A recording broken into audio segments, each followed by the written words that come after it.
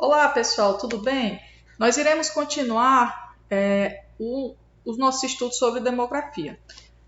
Na aula passada, nós estudamos e nós conhecemos e recapitulamos as teorias demográficas. E também, em aulas anteriores, nós falamos das fases demográficas. Nós sabemos que essas teorias demográficas elas foram difundidas em todo o mundo, apesar de elas terem sido formuladas praticamente por europeus. E aí a gente vai também observar, né, que essas teorias elas vão, em algum momento, certo, serem contraditórias, né, porque a gente sabe que essas teorias elas vão ter uma aplicabilidade em um determinado período histórico da sociedade. E levando em consideração a questão do período histórico da sociedade, nós vamos também ter que relembrar que as fases demográficas elas não ocorrem ao mesmo tempo em todas as partes do mundo, em um mesmo período histórico. A gente vai observar diferenças, né, no comportamento demográfico da população de países desenvolvidos e da população de países subdesenvolvidos ou de países emergentes ou ainda em desenvolvimento. Então, a gente vai observar que hoje, na aula de hoje, nós vamos exatamente estudar a dinâmica da população brasileira. Nós temos que lembrar, né, que o nosso país vivenciou, né, uma colonização de exploração, né, que nós recebemos grandes levas de imigrantes e que esses imigrantes, muitos foram oriundos de imigração forçada. Nós temos também que relembrar, certo, que o nosso país vivenciou um processo de urbanização bastante acelerado. Um processo de industrialização bastante acelerado, o que culminou, né, um processo de urbanização também bastante acelerado. Né? E quando esse processo de urbanização ele é acelerado, ele ocorre exatamente sem nenhum planejamento e automaticamente sem ofertar à população infraestruturas, infraestrutura de saneamento, infraestrutura de habitação, alguns serviços, né, que eram para ser direcionados para a população não atingem toda a população, como, por exemplo, serviços educacionais, serviços de saúde. E a gente vai observar também que durante até a década de 40, o Brasil ele vai ter uma população predominantemente rural, certo? Vai ser uma característica, certo, que vai exatamente justificar, né, as elevadíssimas taxas de natalidade e as elevadíssimas taxas também de mortalidade.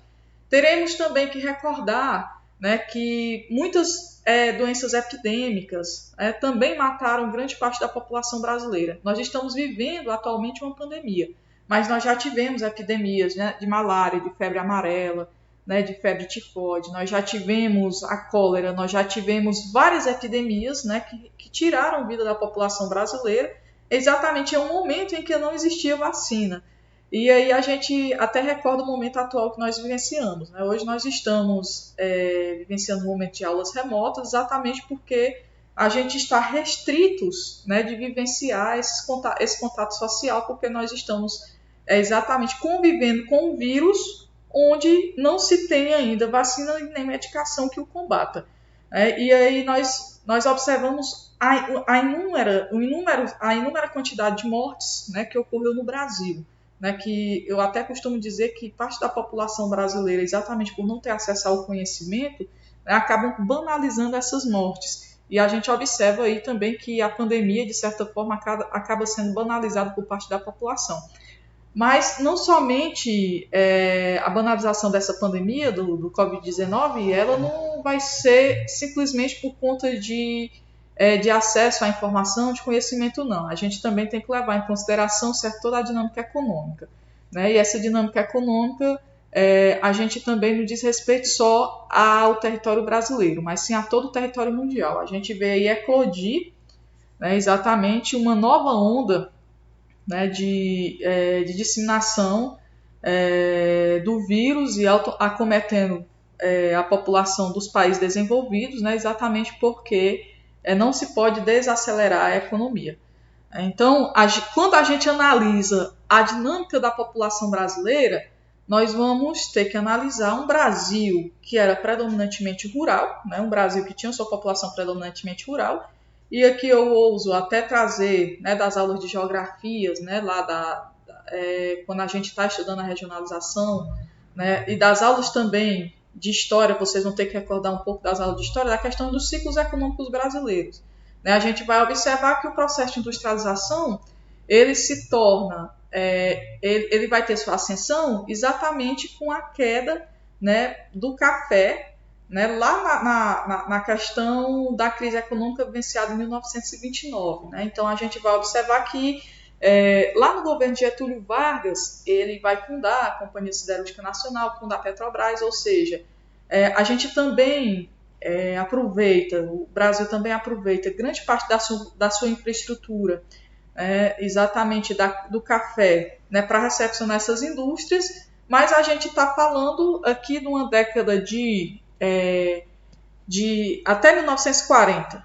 Vamos colocar o seguinte, que durante meio século, certo? De 1890 a 1940, a população brasileira apresentou taxas de crescimento aproximadamente 1,8% ao ano. Né? E a gente vai ter que levar em consideração que a principal característica, né, desse período de crescimento demográfico do Brasil, aí você vai dizer, poxa, Germana, mas 1,8% de crescimento vegetativo, né, uma taxa até satisfatória. Se atualmente o mundo desenvolvido está ali numa taxa de fecundidade 2,1, né, então a gente não...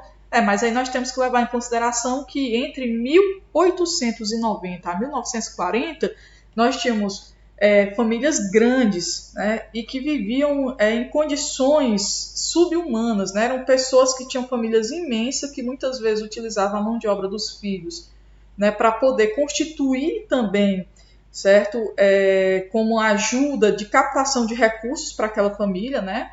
E aí, principalmente no que diz respeito, né, àquelas famílias que viviam da agricultura.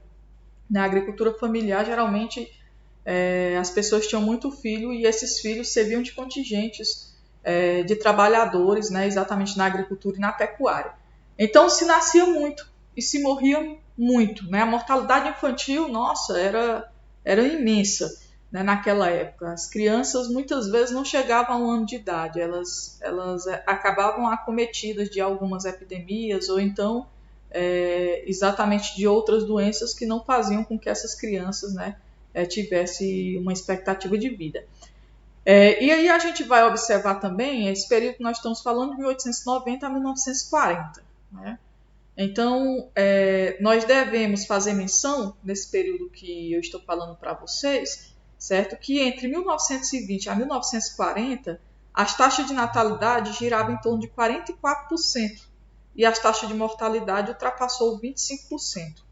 Né? Em consequência disso, o crescimento vegetativo manteve-se em patamares inferiores a 2%, como eu já falei para vocês, né? Estava ali em torno de 1,8%. A gente vai observar que o crescimento populacional brasileiro ele começou a ser rompido, certo, nos anos de 1940. Por quê, Germana? Porque as taxas de natalidade elas começaram a diminuir. A gente também vai observar nesse período os grandes fluxos migratórios internos, certo, pessoal?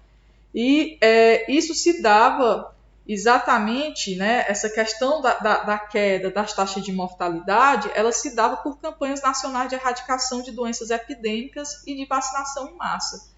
Aí, como eu disse a vocês, que a gente vai trazer também recordar um pouco a história, né, vamos recordar um pouco lá da questão da revolta da vacina, que foi exatamente um período em que Oswaldo Cruz começa a combater, né, algumas epidemias brasileiras com a vacina, e como a vacina era algo desconhecido para a população a população brasileira ela era resistente, né, a ser vacinada. Então, a gente observa lá que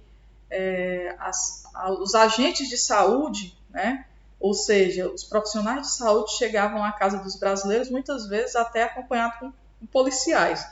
Né, porque eles eram praticamente obrigados, né, a serem vacinados, porque ainda não se tinha a dimensão, não se tinha a compreensão, né, da importância da vacina, uma população, mais uma vez eu repito, uma população predominantemente analfabeta. Então, com a vacinação, a gente observa que casos como malária, a tuberculose, o tétano, a paralisia infantil e muitas outras doenças, elas vão diminuir sensivelmente, né, a partir exatamente dessa questão da vacina. Também se começa a aparecer, começa a ser difundidos os antibióticos, Você vai, se vocês buscarem no YouTube propagandas, né, da década de 40, da década de 50, da década de 60, até mesmo as propagandas que antecedem a nossa Constituição, a Constituição Cidadã, vocês vão observar que era muito comum se vincular, né, nas mídias, na época, no rádio, que o rádio era exatamente um instrumento, né, de comunicação em massa, propagandas de medicamentos. Né? Então, ou seja, né, exatamente porque a indústria farmacêutica estava, né, no ápice. Né? Então, a partir dali, a gente começa a observar que algumas medicações elas irão ter sua propaganda, né, na televisão e nos rádios brasileiros. Então, a partir do momento dessas medicações, a partir do momento das vacinas, a gente começa a observar que doenças que antes levavam a população brasileira a ter mortalidade, né, elas começaram, a taxa de mortalidade começou a cair, né, gradativamente e bruscamente.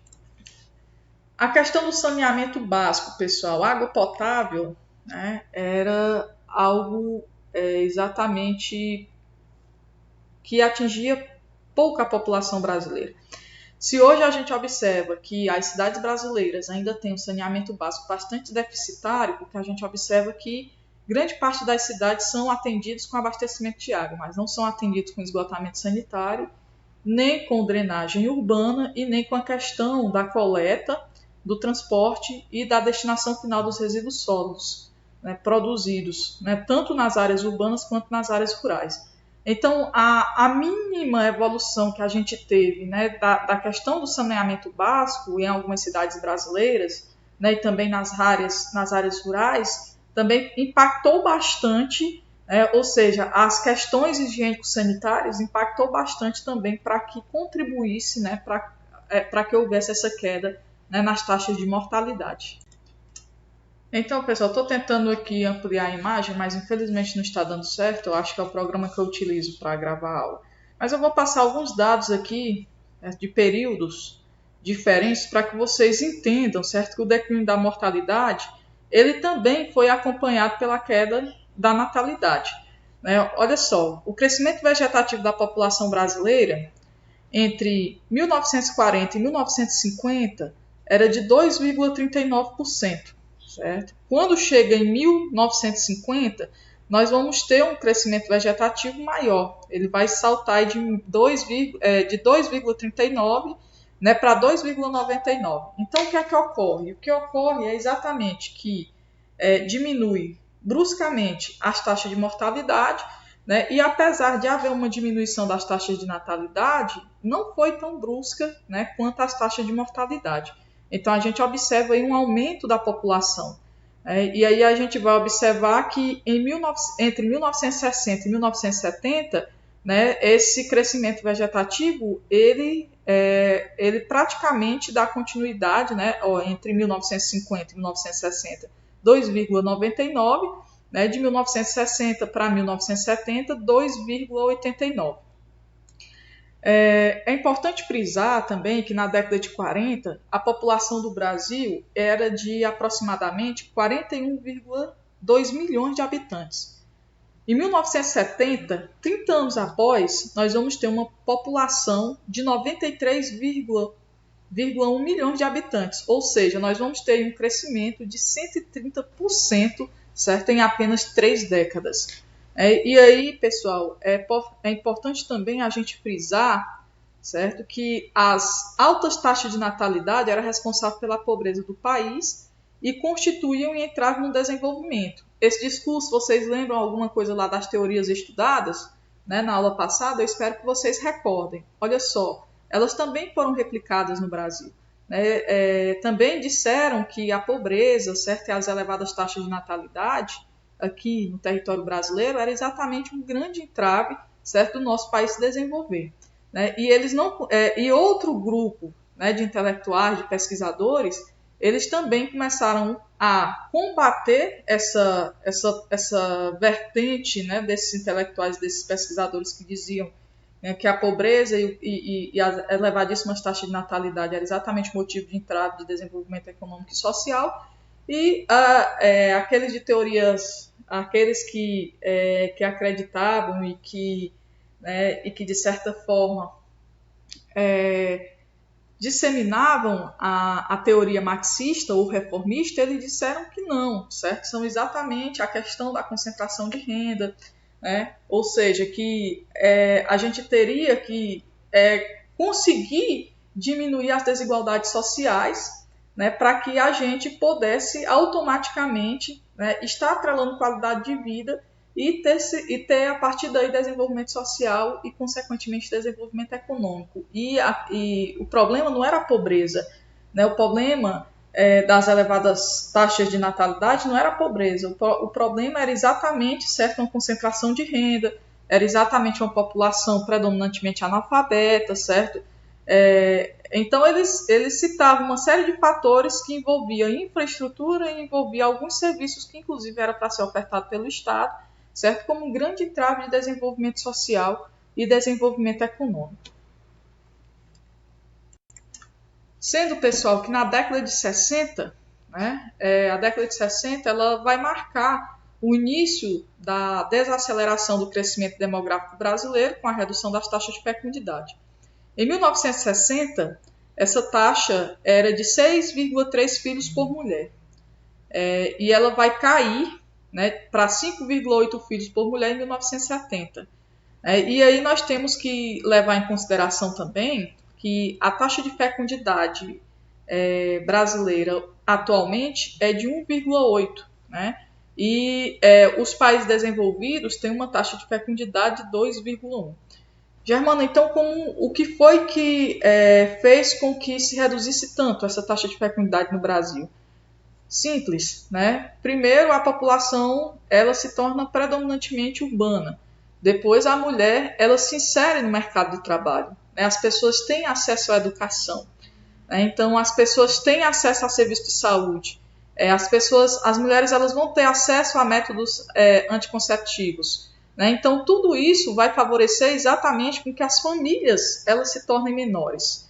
Então, e principalmente a questão de movimentos como o movimento feminista, né? A questão também das mulheres conseguirem vislumbrar, né, a sua carreira profissional, né? Tudo isso faz com que as famílias hoje se planejem, né, e tenham um número menor de filhos, tenham famílias menores. Quando eu falei aqui do planejamento, né, inclusive o planejamento familiar, ele é oriundo exatamente, pessoal, de um sistema educacional. Né? Geralmente, pessoas que têm mais conhecimento, né, elas vão fazer um planejamento econômico e automaticamente eles não vão ter uma quantidade de filhos pelo qual eles não vão poder sustentar, né, economicamente. Então, a partir daí, a gente começa a observar, né, que o grau de instrução, né, a questão da escolaridade, ela vai ser significativa, né, para a questão também do planejamento familiar. Logicamente, todos os programas de saúde também, né, a gente vai observar que o SUS vai ser uma grande conquista, né, do brasileiro e das brasileiras, porque o SUS eles começam a disseminar várias campanhas, né, e entre essas várias campanhas, não somente campanhas de vacinação, mas campanhas também educativas, né, campanhas sanitárias, campanhas educativas no intuito, né, de ajudar, né, com que a população ela consiga fazer o seu planejamento familiar. Né, e também acompanhamento de pré-natal, então tudo isso vai impactar de forma positiva. Ou seja, a gente começa a ver, né, o Estado fazendo o seu papel, que é o que nós conhecemos de Estado de bem-estar social.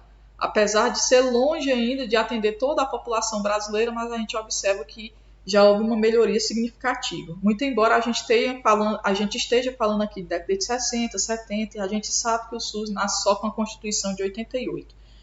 Então, a redução, só para concluir, a redução dessa taxa de fecundidade tem como causa, né, uma conjugação de fatores. Dentre eles, o aumento da participação da mulher no mercado de trabalho, o desenvolvimento da medicina, que possibilitou regular a geração de filhos por meio de contraceptivos. Né? Mais uma vez aqui eu faço menção. E aí, pessoal, no livro de vocês, eu vou aqui passar a página, porque apesar de não dar para a gente ler, ver se dá para mim, não permite nem eu passar a página.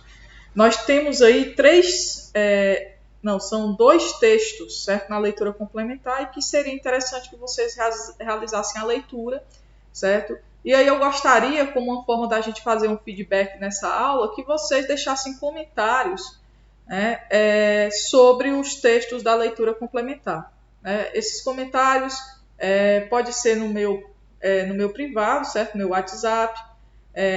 Eu acredito que eu publicarei essa aula também no canal do YouTube, certo? Ou então eu publicarei ela no Google Sala de Aula. Então, nós concluímos o nosso assunto de demografia, e nós ficamos por aqui e até a próxima aula. Tchau!